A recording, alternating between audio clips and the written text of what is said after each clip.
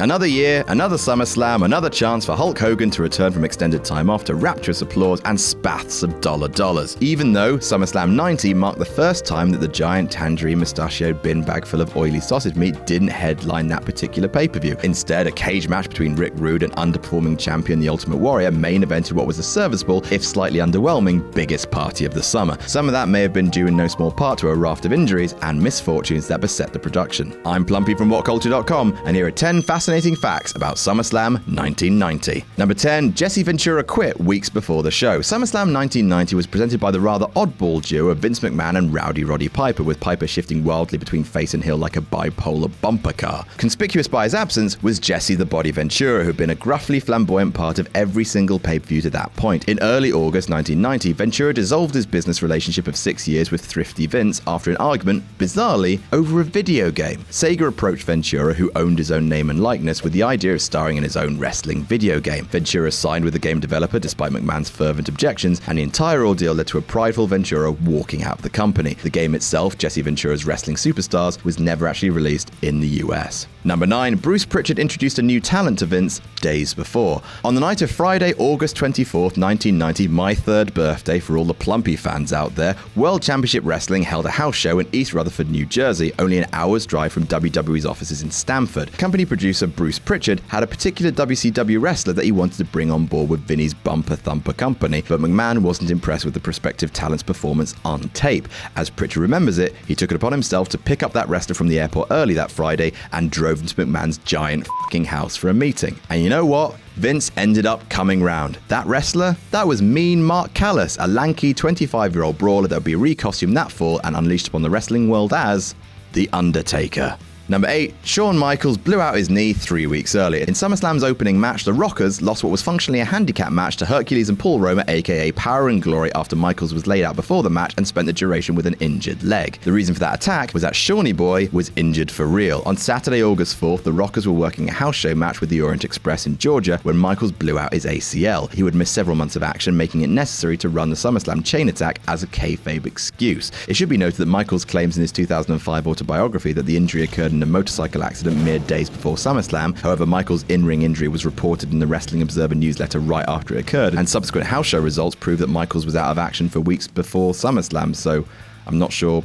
Never mind. Number 7. Brutus Beefcake was Mr. Perfect's original challenger. Brutus Beefcake was the first man in WWE canon to defeat Mr. Perfect on a major broadcast at WrestleMania 6. Perfect then won the Intercontinental belt in a tournament final not long after, and Beefcake was in line to defeat him one more time at SummerSlam for the gold. Putting the fact that he was Hulk Hogan's super duper best mate ever aside, Beefcake had developed into a popular upper mid-carder, but that IC title run never came to pass. On July 4th of that year, Beefcake was near fatally injured in a parasailing accident. Brutus was assisting a female parasailer when the driver of the boat took off prematurely, causing the woman's knees to smash into Brutus Beefcake's face at high speed, crushing it, necessitating a 10-hour surgical procedure to reassemble his skull with the use of plates and screws. It would be more than 2 years before Beefcake wrestled again. Number 6. WWE's first replacement was Davey Boy Smith. At the time of Beefcake's accident, WWE's syndicated programs had been taped throughout the end of July. The next set of tapings would take place in mid-July, and Mr. Perfect's new opponent would have to be established there, as those shows would lead up to the pay-per-view. The replacement ended up being Kerry Von Erich, who debuted at the Superstar tapings in July, and the Texas Tornado did indeed beat Perfect for the gold at SummerSlam.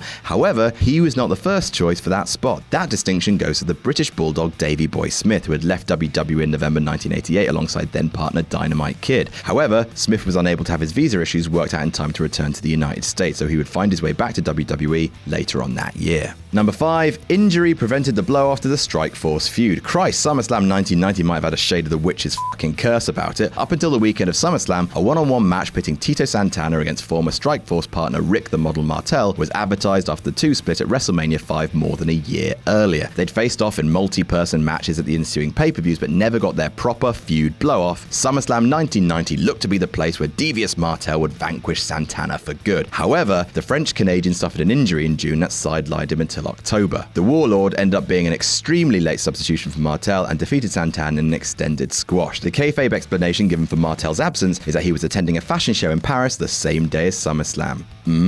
Number 4, the Hart Foundation knew they'd regain the belts 3 months in advance. In what was easily the best match of an average SummerSlam, Bret Hart and Jim Neidhart won the tag team belts from Demolition, Smash and Crush in a dramatic 2 out of 3 falls match. The ending sequence alone, which required the presence of Demolition, Axe and the Legion of Doom, was truly inspired stuff. Both Harts actually learned all the way back in June that they would be regaining the straps at SummerSlam. To make it all the more special, the Hitman got the news on the same exact day that his son Blade was born. Mere hours after the greatest labor there is, greatest labor there was, and the greatest labor there ever will be, Hart fielded a phone call from the Anvil, who told him that Vince gave the word they'd be getting the belts come SummerSlam. Number 3, the Hart Foundation debuted their jackets on the show. Prior to SummerSlam 1990, the only special attire synonymous with the Hart Foundation was Bret Hart's wraparound sunglasses. That all changed at SummerSlam 1990. The inspirations for the change? A chimp. No, I'm serious. I'm dead serious. Weeks before SummerSlam, Hart remembers showing Neidhart a photo of a chimpanzee wearing an army jacket with a shoulder fringe. He told the Anvil that was going to be their new look come SummerSlam. Bret the Chimp Man Hart. That look would eventually give way to the leather jackets that would come to be a standard for the Hitman in his prolific singles run at the top of the company. Number 2, it was the end of Bad News Brown. When it comes to feuds, none come hotter than Who's Got the Weirdest Pet. For their one-on-one match, Jake Roberts brought his usual Python companion Damien to ringside, whereas Bad News Brown brought a crate that contained a number of Harlem sewer rats.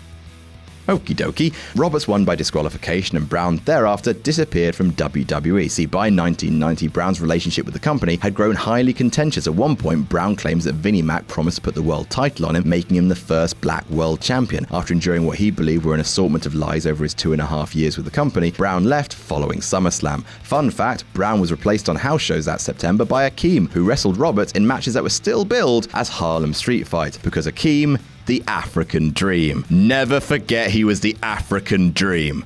Also, he was born in South Carolina. Number 1, Rick Rude was furious about his payoff. The final match of the night saw the Ultimate Warrior successfully defend his WWE Championship against ravishing Rick Rude in a steel cage match. Rude would continue to wrestle until early October 1990, by which time he transitioned into a feud with the Big Boss Man. Problem was, feud was given a lower than expected payoff for working SummerSlam, and that wasn't the end of his money troubles. Rude was sidelined with an injury in the early fall of 1990. While sitting at home, WWE continued to advertise Rude's name for house shows despite knowing that he could not possibly wrestle on them. Rude felt he deserved to be paid for the use of his name in advertising those shows, a portion of the gate for shows in which he was promoted, and McMahon balked at his demand. Rude would sit home until his contract rolled over in 1991, after which he jumped to WCW. His main event against the Warrior at SummerSlam would end up being the last WWE pay-per-view match for the Ravishing One.